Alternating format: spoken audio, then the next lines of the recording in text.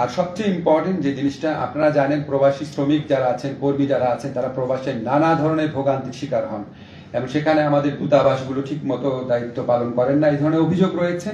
আমাদের শ্রম কল্যাণ উইং রয়েছে, তারপরেও তারা ঠিক মতো কাজ করে না, এই ধরনের প্রচুর অভিযোগ, আপনারা সবাই এটা জানেন। তো আমরা সেটা খুব শক্তভাবে দেখার চেষ্টা করেছি।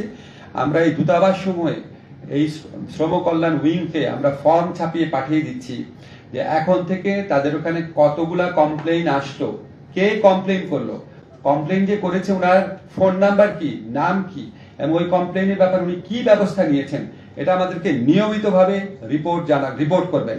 এবং এখান থেকে আমরা সরাসরি ওইখানে যে উল্লেখিত অভিযোগকারীর নাম এবং ফোন নাম্বার থাকবে সবগুলো তো চেক করতে পারবো না, সেগুলো আমরা দৈব চয়ন ভিত্তিতে চেক করে দেখব যে ওনারা সত্যি ফাংশন করছেন নাকি।